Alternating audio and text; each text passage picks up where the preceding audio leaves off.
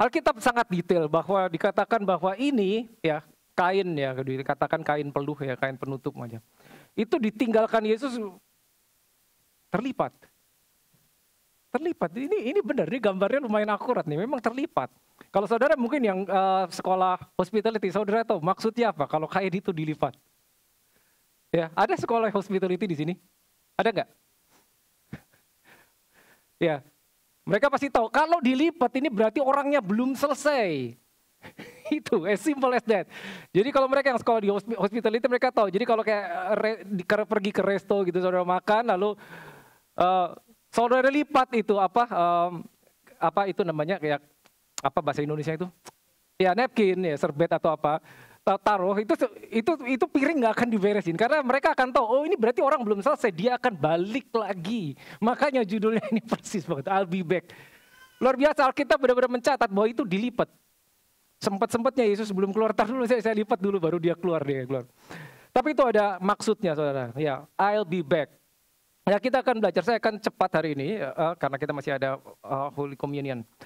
Yes, nah kalau saudara yang Jumat kemarin datang, ya kita ibadah outdoor ya, ibadah padang. Ya, kita sudah tahu bahwa kenapa Yesus harus mati, kenapa Yesus harus mencurahkan darah, kenapa dia harus bangkit lagi. Kenapa dia harus mati, kenapa matinya harus disalib. Nah, hari ini ada beberapa pertanyaan juga. Cuman saya nggak bawa coklat hari ini. Jadi buat saudara yang bisa jawab, nanti minta coklat sama kalau nggak Malvin, Pak Irwan tuh, tim ibadah raya. Mengapa Yesus harus bangkit? Itu pertanyaan pertama. Yang kedua, apakah tidak bisa ia dari kematian langsung naik ke surga? Ya kan kita tahu dia mati. Ya kita tahu Jumat kita merayakan kematian, lalu Minggu kebangkitan. Tapi pada saat dia mati, mau naik ke surga, dia naik kembali ke surga tuh. Tapi kenapa dia harus mampir lagi di bumi? Ya kan berjalan lagi di bumi 40 hari kan, saudara ingat itu. Ya. Jadi setelah mati, dia nggak langsung naik ke surga. Bangkit tapi mampir dulu di bumi 40 hari. Nah pertanyaannya kenapa? Apa nggak bisa habis dari kematian langsung naik ke surga? Ya itu, paling nggak 2 pertanyaan saya berikan kepada saudara. Nanti minta coklat sama Malvin. Seperti itu. Ya, nah ini nanti kita akan tahu mengapa dia harus bangkit, kenapa dia harus mampir ke bumi. Ya, itu 2. Nanti ada 1 lagi pertanyaan. Nah, saudara bayangkan begini, mungkin kalau di Australia sedikit beda, tapi kalau saudara lihat di Indonesia, kematian Yesus itu jadi hari besar toh. Jumat Agung itu bahkan hari besar kan, di Indonesia juga gitu kan. Ya, sama di sini juga disebut Good Friday. Kalau di kalender di Indonesia di situ akan tertulis kematian wafatnya Isa Al-Masih. Betul. Kalau saudara masih ingat kalender di Indonesia, mungkin kelamaan tinggal di Australia, lupa kali ya. Di kalender akan ditulis hari wafatnya Isa Al-Masih. Oke. Ya. Tapi habis itu, saudara hanya akan menjumpai hari kenaikan Isa Al-Masih. Saudara perhatikan nggak di kalender Indonesia? Wafat langsung naik. Kenapa tidak ada hari besar kebangkitan? Karena orang-orang normal mereka tidak percaya bahwa orang mati bisa bangkit lagi. Pernah kepikir gak? Kematian langsung kenaikan. Lo bangkitnya kapan? Gak masalah, pokoknya mati naik. Tapi kita tahu bukan cuma mati langsung tapi naik. Tapi dia berjalan, dia bangun lagi, dia bangkit lagi. Nah ini sesuatu yang menarik. Boleh slide selanjutnya. Ya ini dia, sudah. Ya. Mengapa Yesus bisa bangkit dan mengapa Yesus bangkit? Nomor 1, karena dia tidak berdosa. Alkitab mengatakan upah dosa, menggunakan kata upah. Sebetulnya upah itu seperti hukuman dosa. Upah dosa adalah maut, begitu kan di Alkitab, ya. Jadi dosa itu selalu terkoneksi dengan maut. Maut adalah mati. Jadi kalau ada orang mati tanpa berdosa, mau nggak mau dia pasti bangun lagi. Apa maksudnya? Karena upah dosa atau hukuman dosa adalah maut atau mati. Nah ini ada orang tanpa dosa, mati. Sehingga maut tidak bisa menahan. Mau nggak mau harus dilepaskan oleh si maut. Itu yang dialami Yesus.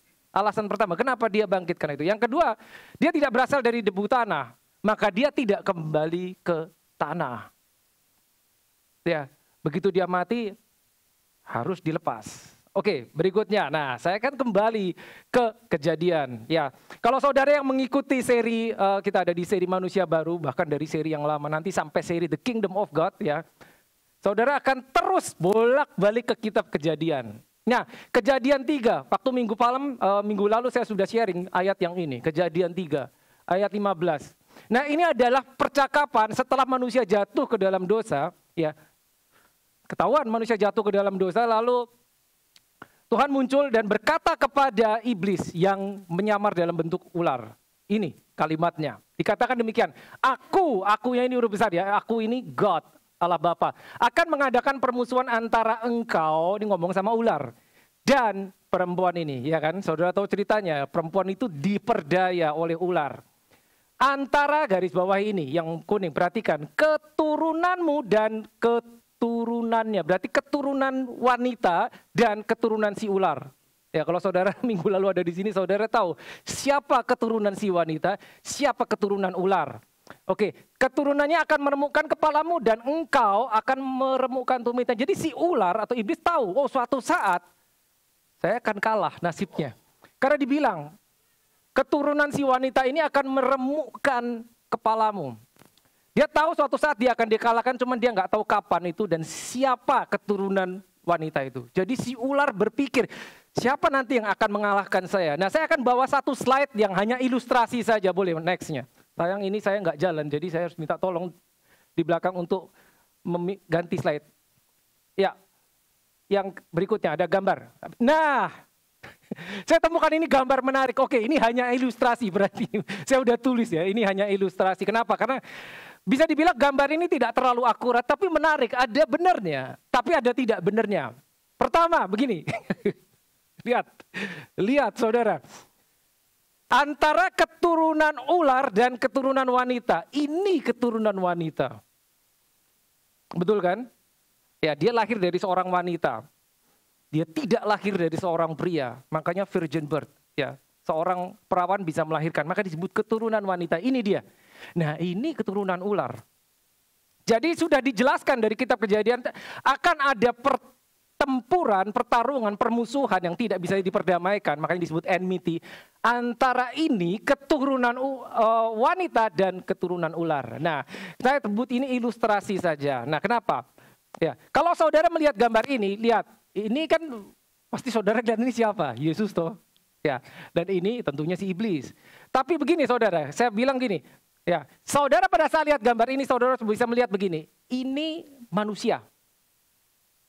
Ini manusia. Makanya lihat, the enmity war, the battle is between humanity and Satan. Jadi bukan God, ini bukan Tuhan, manusia. Nah, ini penting. Saya ngomong penting 3 kali. Penting saudara memahami bahwa Yesus berjalan di atas muka bumi sebagai 100% manusia. Saudara harus tahu itu. Sehingga pada saat dia mati sebagai manusia, dia bangkit sebagai manusia. Pada saat dia berhadapan sama ini sebagai manusia, bukan sebagai Tuhan, meskipun dia Tuhan. Kenapa? Karena kejatuhannya pertama di Taman Eden, ya, itu antara manusia dan iblis toh, ya, si wanita sama ular. Ya, itu game yang pertama katakanlah, between man and devils, menyamar jadi ular. Sehingga nanti game yang kedua, kedatangan Yesus yang kedua, juga harus antara manusia dan iblis. Betul, ya, tangkap, masuk akal. Itu yang pertama. Alasan yang kedua, ya, kenapa sebelumnya. Ya, kenapa saya katakan ini saudara bisa lihat ini manusia, this is not God. Ya, karena ini ciptaan, ini juga ciptaan. Jadi tidak mungkin antara God and the devil, ini nggak seimbang. No, devil is creation, God is God, creator. Nggak mungkin. Ini satu hembusan nafas dari Tuhan habis, iblis. Jadi pertempuran, pertikaian. Ya, the battle is between humanity and darkness, Satan. Oke, you got it? Ya. Nah, itu sayangnya masih ada sampai sekarang. Masih ada, meskipun dia harusnya udah kalah, ya. Tapi karena dia curang, ya, maka ini masih terus berlangsung. Ya, ini hanya ilustrasi saja. Maka ada benernya, betul. Jika saudara melihat ini sebagai manusia, ini betul. Ya, ini menarik ya. Nah, jadi ingat, Yesus berjalan di atas muka bumi sebagai Adam juga. Adam yang pertama ya diperdaya, maka harus ada Adam yang berikutnya. Oke, boleh next slide, silakan. Nah, lihat, saudara lihat gambar ini. Nah, kalau saudara lihat ini, saudara juga harus bisa tahu, memahami bahwa yang tergantung di salib itu manusia. Namanya Yeshua, Yesus. Jesus is a name, manusia. Betul, ini manusia. Karena Tuhan tidak bisa mati. God cannot die. Manusia bisa. Ya, saya harap ini bisa mudah dipahami. Ini manusia yang membunuh manusia juga. Walaupun di baliknya ada usaha iblis. Oke, yang bangun ini manusia juga. Dia masih sebagai manusia. Ini mati sebagai manusia, ini manusia. Walaupun tubuhnya ini beda dengan tubuhnya ini. Ya. Saudara bayangkan, dia mati ini kan penuh luka toh. Hancur, habis semua. Sampai Alkitab mengatakan mukanya tidak seperti manusia lagi. Udah gak kayak orang. Tapi saudara bayangkan, 3 hari kemudian dia bangun toh. Kok bersih? Lukanya kemana? Kan dia bangun gak penuh luka toh. Kalau enggak kan orang ngeri banget kayak mayat hidup. Iya kan? Ya, makanya saya bilang tubuh yang ini beda dengan tubuh yang ini. Ini dikatakan ini tubuh kemuliaan. Tapi ingat, human, man, dan man. Oke, klik next, boleh. Nah, lihat. Nah, saya mau buka ini, 1 Korintus 2 ayat 8. Ini penting sekali saudara tahu. Lihat. Yesus disalib gara-gara apa? Yang menyalibkan. Siapa yang menyalibkan Yesus? Ini pertanyaan Sunday School. Siapa yang menyalibkan Yesus? Orang Yahudi, betul. Melalui tangan orang Romawi. Digerakkan oleh the spirit of darkness. Berarti apa? Iblis, betul toh? Spirit behind. Tapi keinginan orang Yahudi sendiri, keinginan orang Israel sendiri melalui Romawi. Ya, kita tahu ceritanya Pontius Pilatus. Nah, tadi waktu gambar yang sebelumnya, ya, kita tahu ada 2 pihak. The devil and Adam, man. Ya. Si iblis selalu berusaha, karena dia tahu kan, dia udah dibilang ada keturunan wanita ini yang akan mengalahkanmu. Jadi sepanjang sejarah kehidupan manusia, saya udah baca 4.000 tahun ya sampai Yesus mati, Yesus datang dan mati itu kan 4.000 tahun dari Adam. Dia tahu suatu saat saya akan dikalahkan oleh keturunan wanita, tapi ini dia nggak tahu orangnya yang mana. Jadi dia harus mencari tahu yang mana ya keturunan wanita, apakah yang itu, sehingga dia akan berusaha membunuh setiap laki-laki yang dikira sebagai keturunan wanita. Jadi kalau saudara baca sepanjang Alkitab, itu banyak orang-orang mati dibunuh. Contoh, Musa lahir. Bayi-bayi dibunuh toh. Yesus lahir, bayi-bayi dibunuh. Angkatan Yesus mati semua, dihabisi oleh Herodes. Betul kan? Zaman Musa dihabisi oleh Firaun. Nabi-nabi begitu banyak dibunuh. Sepanjang sejarah umat manusia, iblis mengira dia berhasil membunuh Yesus. Dia nggak tahu yang mana keturunan wanita. Sampai suatu saat, ada seorang tukang kayu dari Nazaret tiba-tiba jalan dan dibaptis oleh Yohanes Pembaptis. Dan ada suara dari langit yang berkata, inilah anakku yang kukasihi. Baru itu dia tahu, oh yang ini orangnya. Maka selama 3,5 tahun Yesus pelayanan, cuma pendek saja saudara, 3,5 tahun. Iblis berapa kali berusaha membunuh dia. Tapi nggak pernah bisa. Kalau saudara baca, kita baca Injil aja, berapa kali Yesus mau dibunuh? Betul kan? Pernah mau dilempari batu. Nggak bisa toh. Nggak bisa, di bait suci mau dilempari batu, nggak bisa. Yesus jalan aja, menghilang. Pernah dia mau didorong dari jurang di kotanya sendiri di Nazaret. Nggak bisa kan, Yesus jalan begitu aja. Tidak bisa. Tidak bisa. Nah, iblis nggak tahu bahwa ini, ya saat disalib, itu dia mengira dia berhasil kali ini membunuh ini. Nah, saudara ingat, Adam pertama jatuh ke dalam dosa, itu tidak dengan paksa. No, iblis datang dalam bentuk ular, nggak maksa toh. Dia tidak datang dalam bentuk harimau beruang yang besar, paksa. Ayo kamu, paksa, makan buah ini. Enggak, dia memperdaya. Perhatikan baik-baik, dia tidak memaksa. Maka dalam bentuk ular, karena dikatakan ular paling cerdik, diperdaya.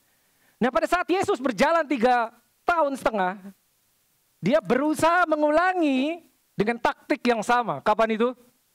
Saat Yesus berpuasa 40 hari. Ingat saudara? Iblis datang dengan 3 kali cobaan.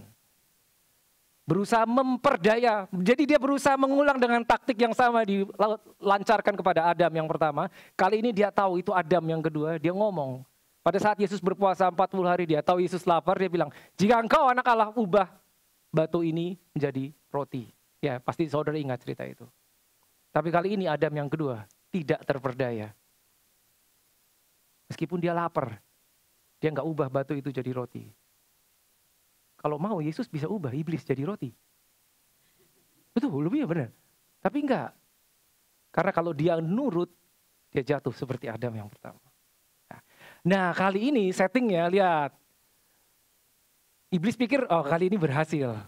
Mati, Yesus mati. Mati beneran ini saudara, bukan pura-pura mati. Nah ini menarik sekali, iblis nggak tahu. Lihat, baca ini. 1 Korintus 2 ayat 8. Tidak ada dari penguasa dunia. Siapa penguasa dunia? Ya, the devil, setan. Yang mengenalnya, yang mengetahui dia. Sebab kalau sekiranya mereka mengenalnya, mereka tidak akan menyalibkan. Maksudnya apa? Begitu disalibkan, mereka mengira mereka menang. Tapi satu hal yang mereka nggak tahu, kalau 3 hari bangun lagi.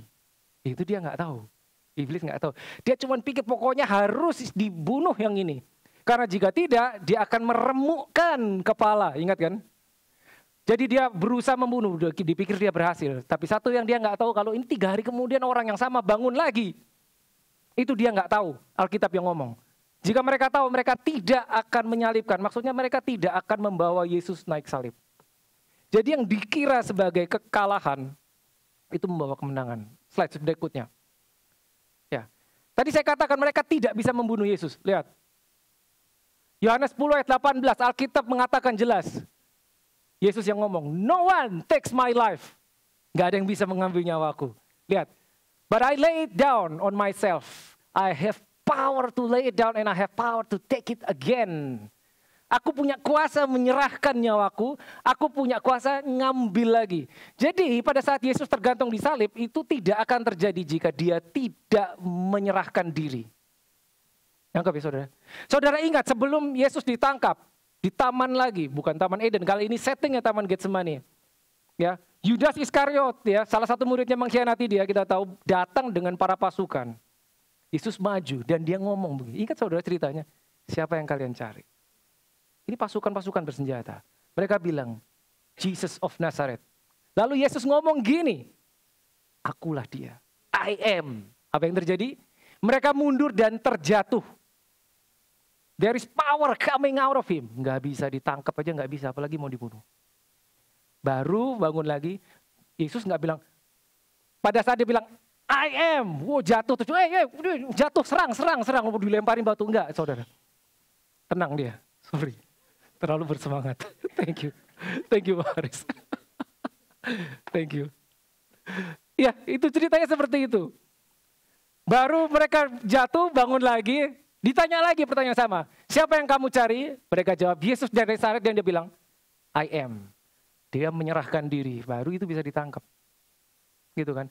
Di hadapan Pontius Pilatus mengancam Yesus. Karena Yesus nggak mau ngomong, dia tanya, Pontius Pilatus bilang, aku punya kuasa untuk melepaskan engkau dan menyalibkan engkau. Yesus bilang, start dulu sebentar. Engkau tidak punya kuasa apapun atas aku jika tidak diberikan dari tempat tinggi. Ingat cerita itu? Jadi itu menunjukkan bahwa Yesus disalib itu karena dia menyerahkan diri. Saat Petrus berusaha membela, cabut pedang kan. Wah, dia udah marah, kepotong satu telinga orang kan. Ingat cerita itu? Yesus bilang sama Petrus, udah, sarungkan pedangmu. Ini kalimatnya. Sangkamu aku tidak bisa memanggil 12 legiun malaikat, 12 legions of angels. Kalau aku mau, aku bisa berdoa kepada Bapakku akan mengirim 12 legions of angels. Saudara tahu berapa jumlahnya 12 legion? Satu legion berapa? Satu legion berapa orang? Ada yang tahu? Satu legion itu berapa orang? Siapa yang pernah di militer? One legion itu 6.000 orang. Berarti kalau 12 legion berapa? 72.000. Nah bayangkan kalau mau ditangkap Yesus tinggal teriak sama Bapa, dikirimkan 72.000 malaikat. Bubar. Nggak jadi disalib. Nggak jadi.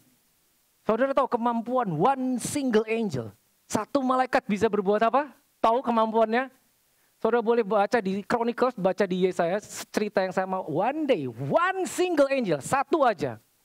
Satu malaikat dikirim menghabisi 185.000 pasukan Assyrian.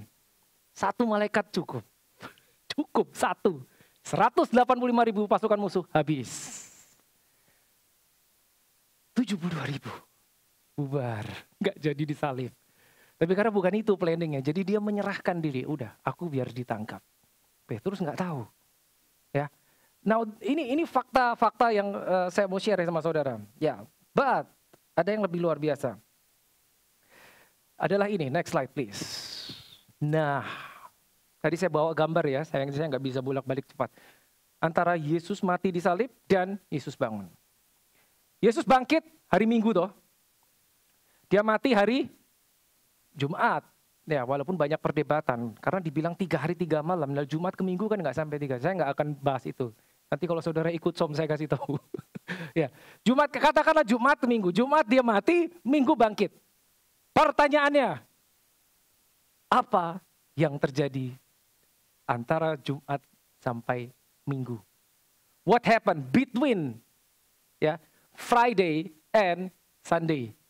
Apa yang terjadi? Alkitab kayaknya nggak ngasih tahu tuh. Dia mati, dia bangun, bangkit. Yang terjadi apa?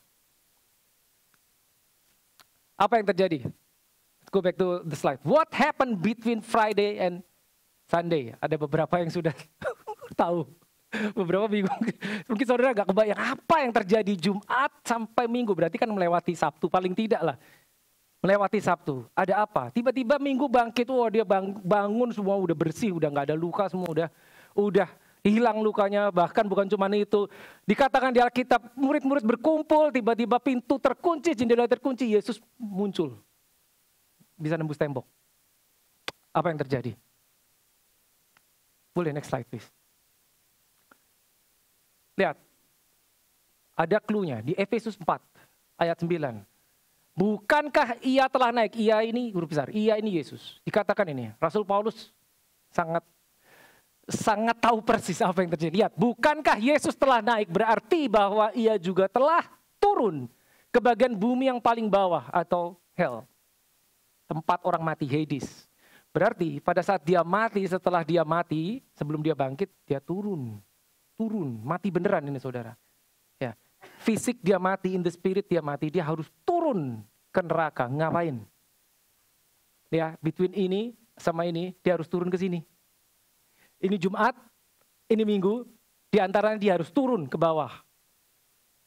Nah, seperti saya katakan saudara, begitu ini dia mati, apa yang terjadi? Kan ada gempa bumi, tahu, segala langit tiba-tiba gelap, siang bolong langit gelap. Saudara boleh baca Alkitab. Begitu dia mati, it is finished, ya. Dia teriak dan menyerahkan nyawanya. Seluruh neraka bersorak-sorai. Ilustrasi aja, kurang lebih gitu. Mereka bersorak-sorai karena mereka mengira kita menang lagi. Mati, kayak nonton film, jagoannya mati di tengah-tengah. Tapi mereka nggak tahu. 3 hari lagi banget.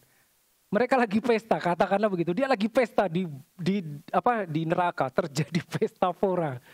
Tiba-tiba di tengah pesta, bangun.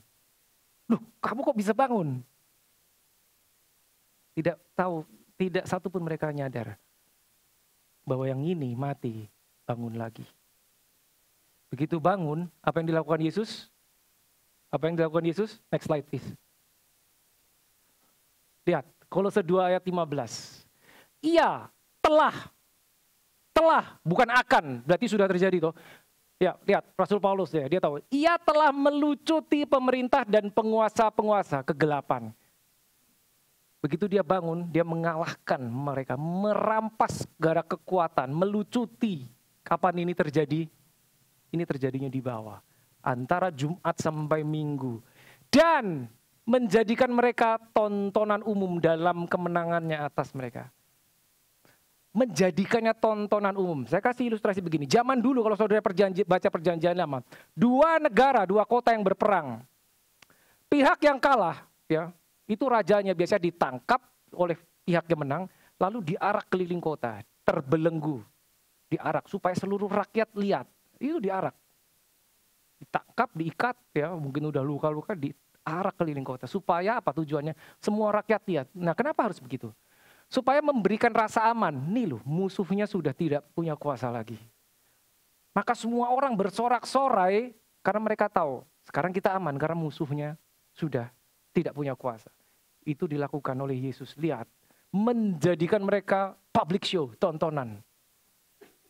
Parade. Musuh diarak. So don't miss the parade. Karena musuhmu sudah kalah. Gitu.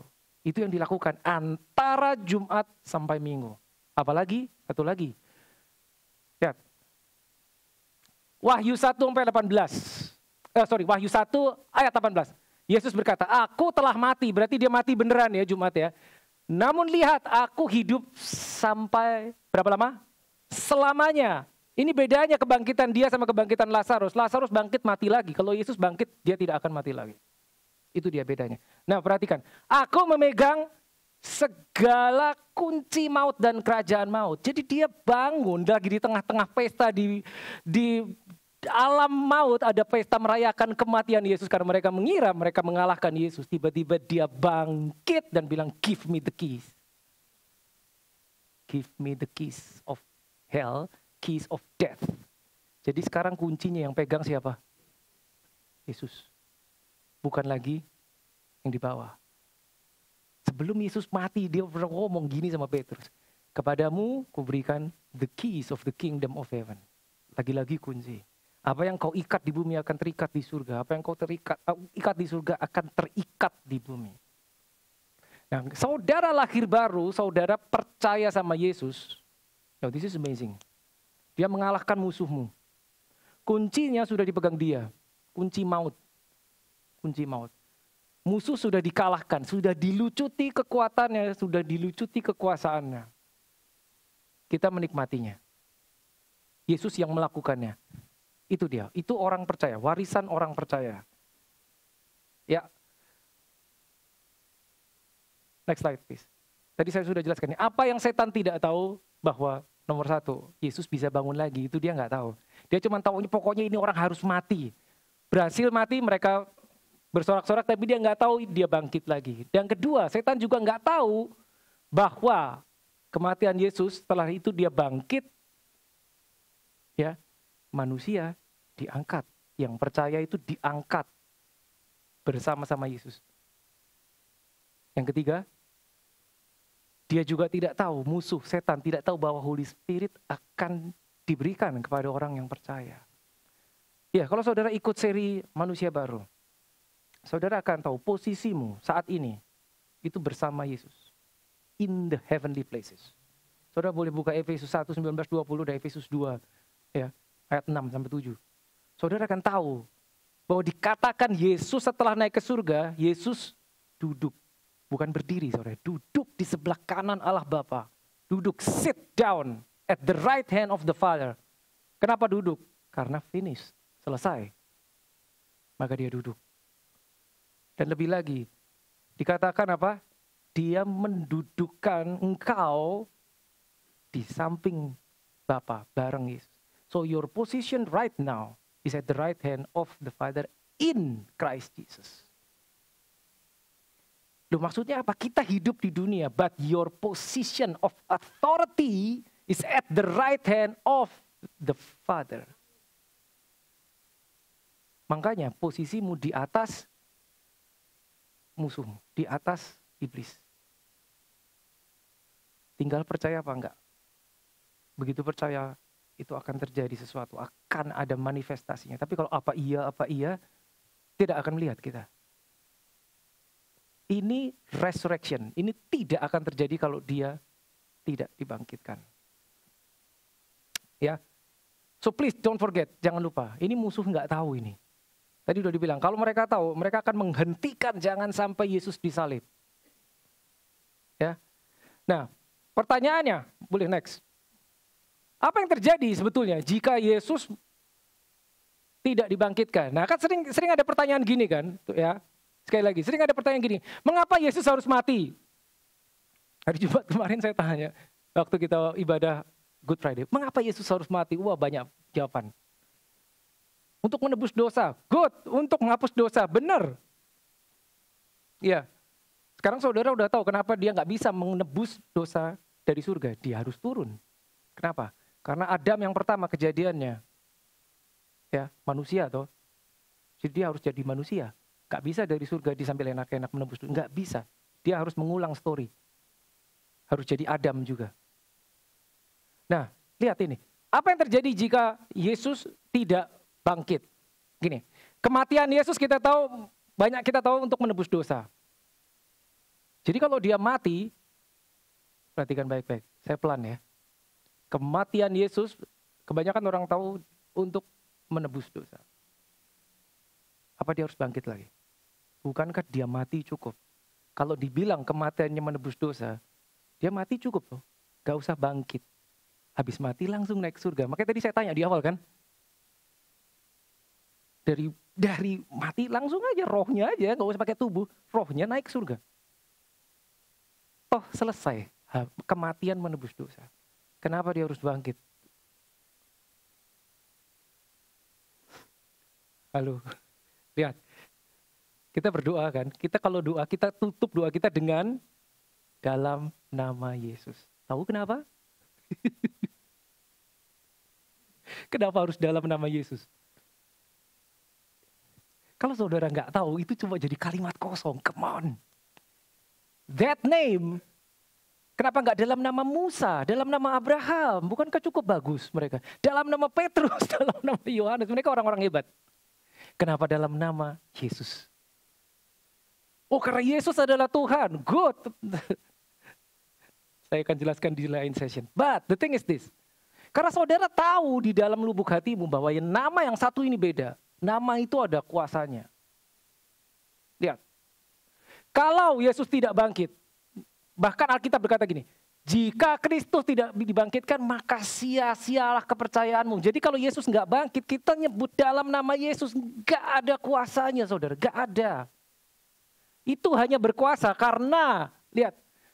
Bukan cuma itu, lihat. Sia-sialah kepercayaanmu dan kamu masih hidup dalam dosamu. Wait sebentar. Bukankah kematian Yesus menghapus dosa, menebus dosa? Tapi kenapa dikatakan kalau dia tidak bangkit, kamu masih tetap berdosa? Karena begini, orang mati nggak bisa menolongmu. Orang mati tidak punya kuasa. Jadi kalau Yesus nggak bangkit, kita mau 1000 kali, 10.000 kali kita ngomong dalam nama Yesus. Tidak akan ada kuasa because our Lord is dead.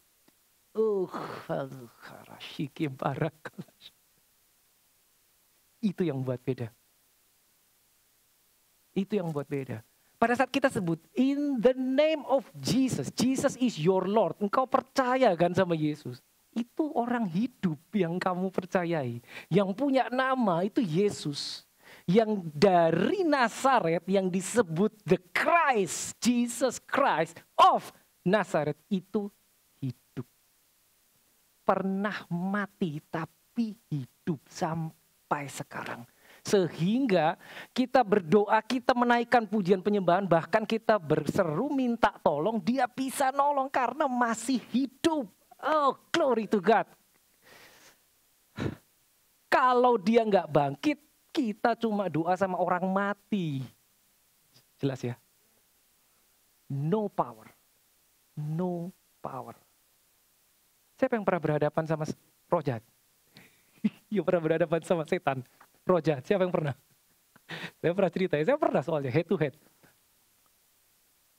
Pada saat saudara berhadapan, jika saudara berhadapan atau ketika, atau no. If you are facing demons, atau saya ganti kalimatnya, when you are facing demons, apa yang kakak saudara lakukan? Nah, saudara kan pakai dalam nama Yesus, saudara usir dulu, gitu kan? Ya. Saya tanya, Dalam nama Yesus aku usir kau. Gitu. Kita mengusir, kita tahu, oh saya diajarin, saya punya kuasa atas roh jahat. Terus saudara praktek. Dari mana kamu tahu nama itu ada kuasanya? Karena yang punya nama itu bukan orang mati. Kalau itu namanya orang mati, nggak bisa dipakai, saudara. Ya, jadi ingat baik-baik. This is amazing. This is the amazing truth yang kita harus ingat. Nah, satu lagi. Karena waktu saya sudah mau habis. Ya, satu lagi. Ini dia. Untuk menjawab, kenapa Yesus harus mampir ke dunia dulu. Dia mati, dia bangun, bangkit kan, dia naik. Tapi dia mampir di bumi 40 days. Ini dia. Kepada mereka, ia menunjukkan dirinya setelah penderitaannya selesai. It is finished, kelar, udah. Dan dengan banyak tanda, ia membuktikan bahwa ia hidup. Sebab selama 40 hari ia tidak sekali, tidak dua kali, berulang-ulang menampakkan diri dan berbicara kepada mereka tentang kerajaan Allah. Worship team boleh kembali. Saya tutup dengan ini. Jadi kenapa? Dia punya alasan. Dia bangkit, aku mampir dulu 40 hari di bumi. Berjalan, berkeliling menunjukkan kepada banyak orang, berulang-ulang. Supaya apa? Supaya semua mereka tahu, aku benar-benar hidup, bukan cuma cerita. Orang-orang Farisi datang kepada orang-orang Romawi setelah Yesus mati. Mereka bilang gini, sama Pontius Pilatus, mereka bilang gini, tolong dong kubur Yesus dijagain, supaya murid-muridnya tidak datang dan mencuri jenazahnya. Sehingga mereka bilang dia hidup, karena jenazahnya nggak ada. Ya, jadi pada saat Yesus bangkit, itu saudara tahulah cerita yang saudara baca, itu kubur itu dijaga. Ada pasukan-pasukan yang menjaga. Tapi tetap aja mau dijagain gimana dikasih batu, dia bangkit, bangun. Kubur kosong. Membuktikan bahwa orang yang dikubur udah gak di situ, hidup. Tapi mereka meniupkan berita bohong bahwa mayat Yesus diculik oleh murid-muridnya. Tapi itu dipatahkan oleh Yesus. Kenapa? Aku benar-benar hidup. Nih kamu lihat. Aku benar-benar hidup. Aku benar-benar 40 hari. Dia jalan kemana-mana, dilihat oleh banyak orang. Aku hidup. Baru setelah itu, oke, selesai, aku naik. Jadi saudara tahu ya, the main purpose of redemption, penebusan, yang utama itu tujuannya, bukan cuma memberi kita tiket ke surga. Itu cuma salah satunya. Saudara percaya Yesus menebus, saudara memang dapat tiket ke surga. Tapi lebih dari itu, tujuan utamanya adalah mengembalikan apa yang kacau gara-gara Adam yang pertama. Apa itu? Holy Spirit yang pergi dari manusia. Maka proses penebusan belum selesai di salib, belum selesai. Yesus bangkit udah selesai, belum selesai. Sampai Pentakosta, sampai Holy Spirit, sampai rohnya balik lagi, itu baru selesai. Karena kalau dia nggak bangkit, nggak akan ada orang Kristen. There's no Christianity. Okay, let us pray.